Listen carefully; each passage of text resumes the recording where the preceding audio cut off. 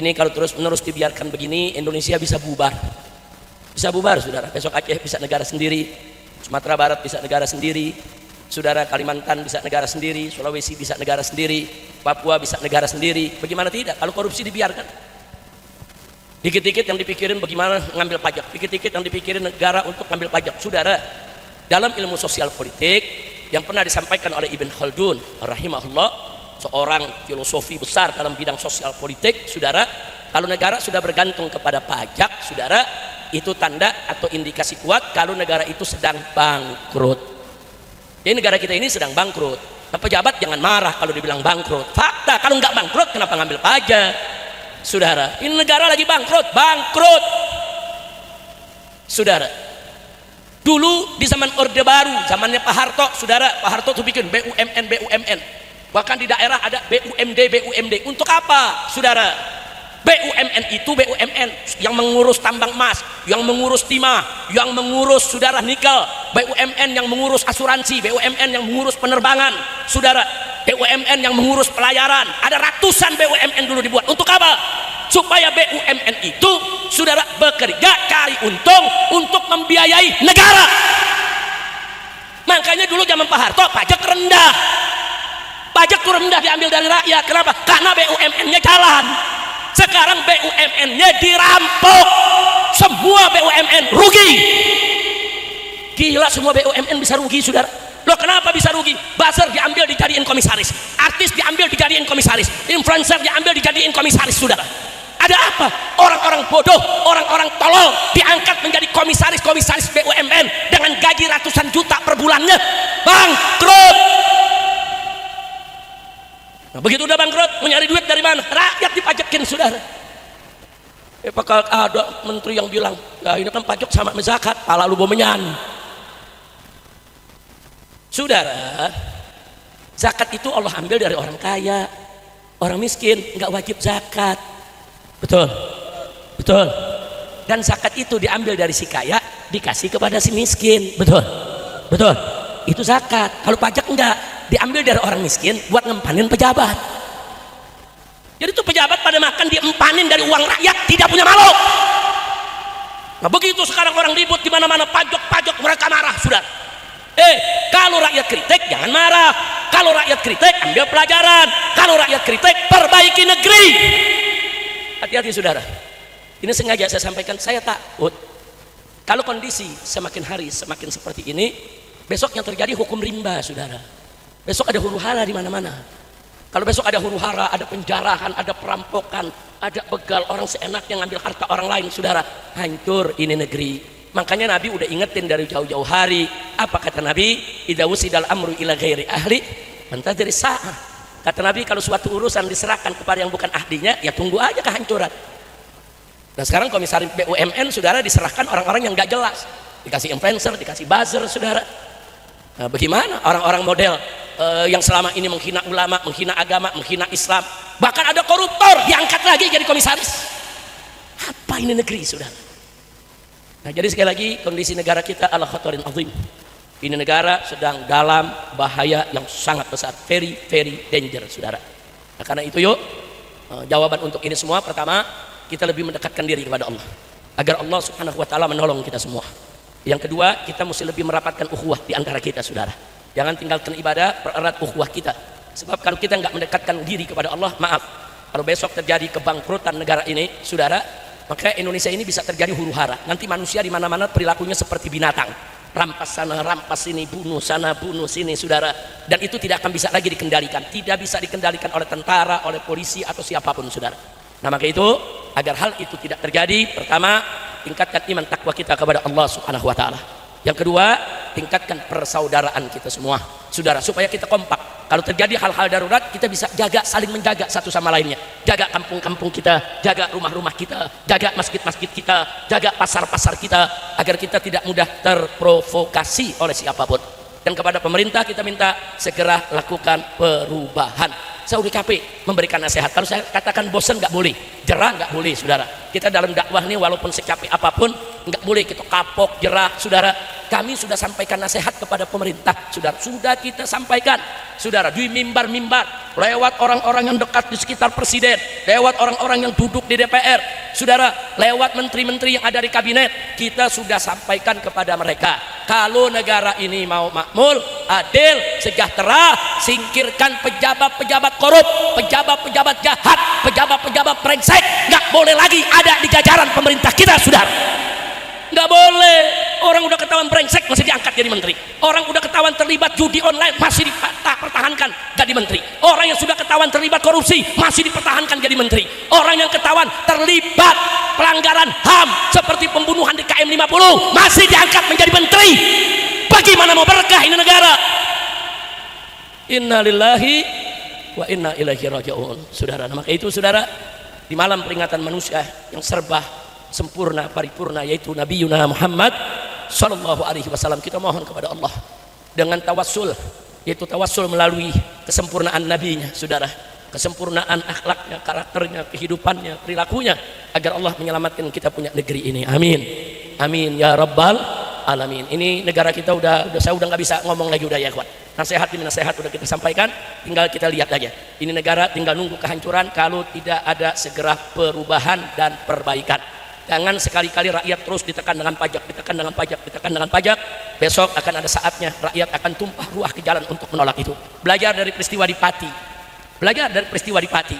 Pajak naik 250%, rakyat turun besar-besaran, saudara.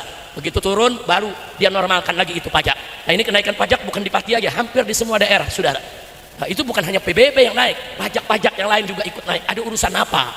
Kok menteri yang bisa mikirnya pajak dipertahankan terus?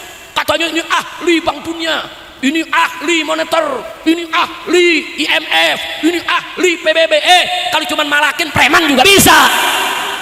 Betul, betul. Saudara, menteri itu bukan tukang palak. Kalau preman tukang palak, menteri jangan jadi tukang palak. Kerjaannya rakyat dikit-dikit pajak, dikit-dikit pajak, dikit-dikit pajak. Maka itu saya ajak umat, saudara, kalau Anda dipajaki apapun Anda tidak mampu bayar, nggak usah bayar.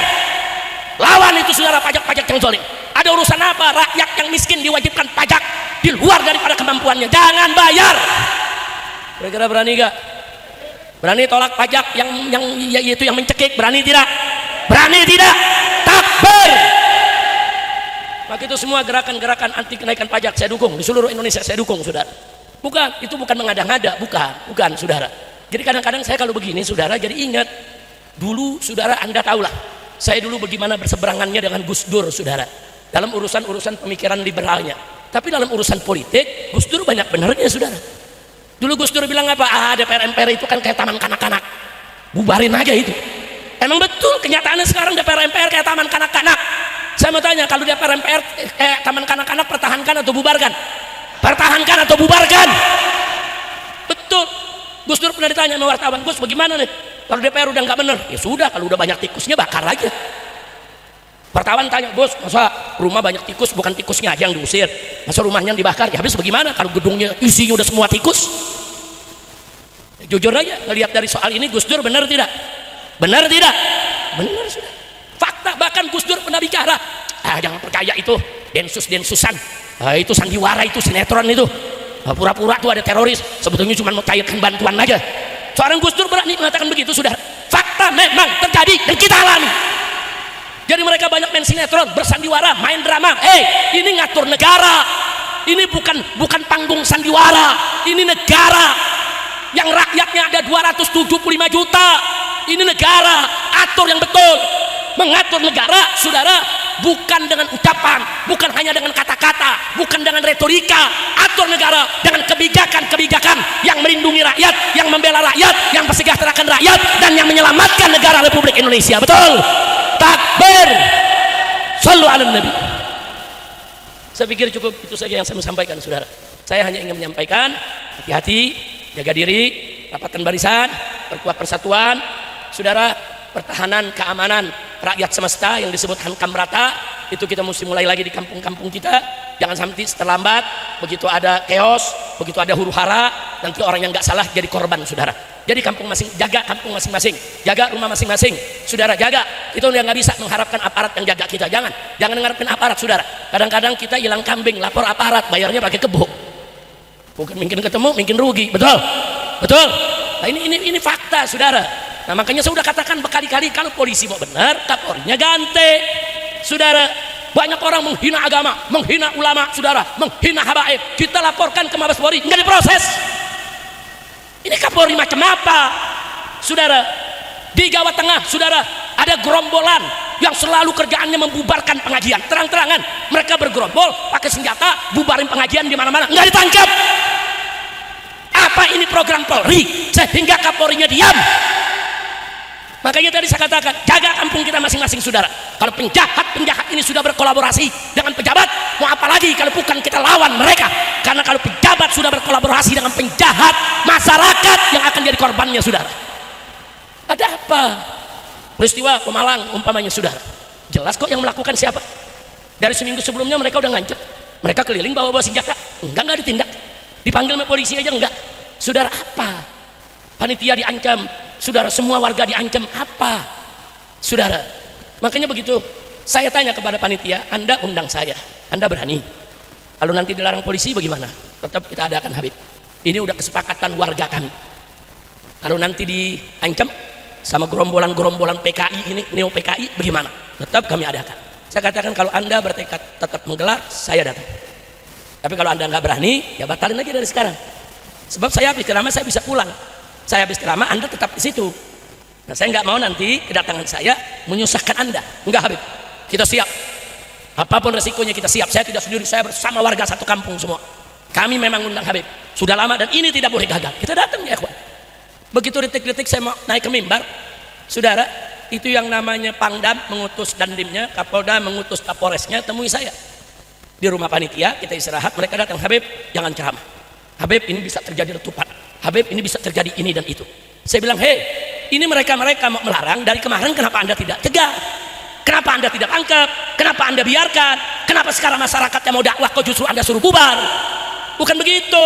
Tugasmu, hei, yaitu kita sampaikan kepada Dandim, tugasmu hei Dandim, tugasmu hei Kapolres, kalau ada gerakan-gerakan yang bisa mengganggu keamanan, ya tangkap dong. Mereka kan cuma segelintir orang. Kenapa kau takuti panitia? Kenapa kau ancam panitia? Kenapa kau membubarkan itu pengajian? Ribuan umat yang hadir, saudara. Saya bilang nggak bisa. Terus bilang, tapi ini kan demi keamanan, Habib. Kalau demi keamanan, dari kemarin kau tangkap. Tetap dia mendesak, Habib, ini permintaan Pangdam, sebaiknya Habib nggak usah datang. Kalau malam hari ini seorang Habib Rizik gagal ceramah hanya gara-gara gerombolan neo PKI macam ini, besok semua habaib, semua kiai yang muhibbin kepada habaib akan dibatalkan acaranya. Betul? Saya bilang nggak bisa, saya akan naik saat ini. Nggak bisa, Anda jangan coba-coba larang saya. Jadi sekarang ya kita bagi tugas, saya akan naik, saya akan tenangkan umat. Ribuan umat tidak akan pernah bikin ribut kalau mereka tidak dipancing. Betul? Anda tugasnya turun sekarang, usir itu mereka, tangkap itu mereka yang ingin membubarkan pengajian. Habis itu saya berangkat, saudara. Saya berangkat, saya naik ke panggung, saudara. Enggak, umat nggak ada yang bikin ribut, saudara. Umat semua tenang, ribuan umat, bahkan ribuan umat nggak tahu kalau di belakang ada yang ribut, saudara. Enggak. Ini panggung di sini, ini umat ribuan yang hadir. Ini di kanan kiri ini ada gang, saudara. Orang-orang yang ingin membubarkan umat masuk dari gang-gang tadi, saudara. Dan Laskar FPI bersama batiknya, saudara, dari pagi sudah membuat peta lokasi. Oh, ini ada celah. Oh, ini ada gang. Oh, ini ada lubang. Oh, mereka bisa masuk dari sini. Di situ kita buat pertahanan, saudara. Laskar FPI tahu, kok polisi nggak tahu? Laskar FPI tahu di mana nih neo PKI bakal masuk, saudara. Kok tentara nggak tahu? Bohong. Kecuali memang sengaja mereka biarkan, saudara. Jadi gang-gang itu dijaga oleh Laskar, saudara. Nah, begitu acara berjalan, saya punya menantu ceramah bersama Kiai Awid Masyuri. Mereka mulai melempari batu ke jamaah, tapi batunya nggak nyampe. Kenapa?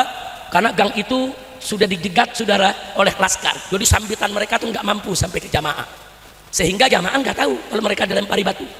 Jamaah nggak tahu kalau mereka ini mau dikejar, mau dibubarkan, mau dipentungi, saudara. Jamaah tetap tertib, ikut selawatan, ikut dengar pengajian, saudara. Nah, jadi seperti tidak ada apa-apa. Subhanallah, luar biasa. Kerjaan Laskar luar biasa, saudara. Rapi. Nah, karena mereka marah, nyambit batu nggak nyampe, nah mereka timpuk Laskar. Nah, Laskar ditimpuk, saudara. Ikan bawal buah terong dijual gue borong. Betul? Permen Laskar, saudara, dihantam. Nah, ternyata begitu dihantam, saudara, banyak yang tumbang, pecah pecah kepala aja saudara, masuk ICU, katanya udah kebal semua. Jadi mereka wah action saudara, kami udah udah dijampi lah pakai ilmu kebal senjata tajam. Bener, kebal dari senjata tajam, tapi nggak kebal dikeprok sama batu.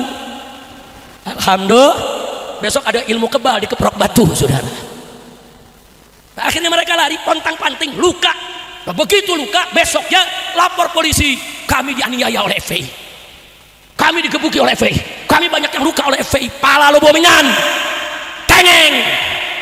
Dia ngajakin berantem, dia babak belur lapor polisi. Enggak, cengeng enggak. Laskar juga ada yang luka. Saya bilang Laskar gak luka, enggak cengeng. Kita luka, ini resiko perjuangan. Enggak ada kita pakai lapor polisi sudah.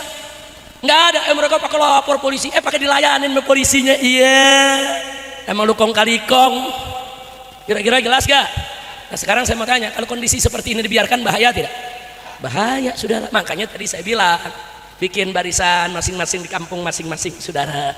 Jadi kalau besok anda bikin pengajian ada kelompok-kelompok ini mau bubarin, lawan, jangan biarkan mereka membubarkan pengajian kita. Betul? Siap lawan tidak? Siap lawan tidak? Takbir, sallu ala nabi. Lawan saudara, urusan apa nggak dilawan? Nah kalau nggak dilawan besok mereka bubarin semua. Jangan dibiarkan. Ini kelompok kurang ajar ini saudara.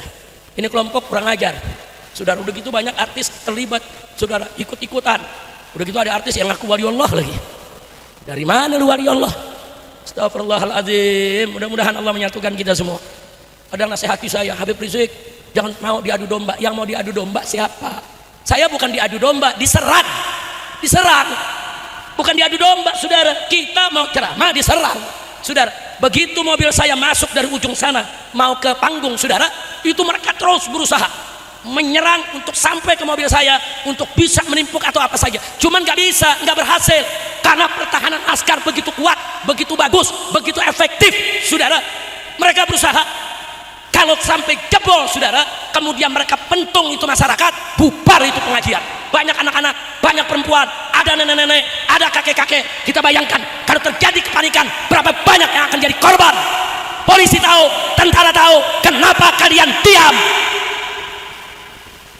Jangan, saya sudah sampaikan ke Pak Dandimnya, Kapolresnya, apa ya, 40 tahun saya ceramah, saya keliling Indonesia kemana tempat, dalam sampai luar negeri, nggak pernah tuh habis tablik akbar ribut, nggak pernah.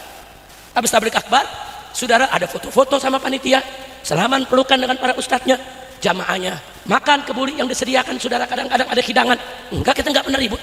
40 tahun saya ceramah nggak pernah ribut. Kenapa kali ini ribut? Ya karena diganggu. Dan gangguan ini kita punya rekamannya. Mereka membunuh saya, habisi Habib Rizik, tolok matanya Habib Rizik, bunuh Habib Rizik. Dipikir kita bakal lari? Oh enggak saudara, enggak. Datu-datu kami saudara dulu berjuang di medan Allah subhanahu wa ta'ala. Dari mulai Nabi, bagaimana Nabi diracun, bagaimana Nabi saudara mau dibunuh, bagaimana Nabi mau diperangi. Kemudian datang Sayyidina Ali, bagaimana beliau matinya dibunuh. Datang Sayyidina Hasan, bagaimana Sayyidina Hasan diracuning. Datang Sayyidina Husain, bagaimana Sayyidina Husain sekeluarga dibantai. Jadi kalau ahlul bait saudara difitnah, dicaci maki, dimusuhi, dihina, dibunuh, diracun, dibantai, itu udah biasa saudara. Itu tantangan di dakwah. Jangan takut-takuti kami dengan itu semua ya ikhwan. Nah karena itu sekali lagi tolong saya minta seluruh umat Islam dimanapun anda berada, bikin barisan-barisan di kampungnya masing-masing. Pokoknya kalau di mana saja, di Pulau Jawa ataupun di pulau lainnya, kalau ada kelompok-kelompok yang suka membubarkan pengajian atau mengganggu kiai, mengganggu habaib, atau mengganggu masjid, atau mengganggu pesantren, lawan. Jangan biarkan mereka ada di tengah-tengah kita. Setuju tidak?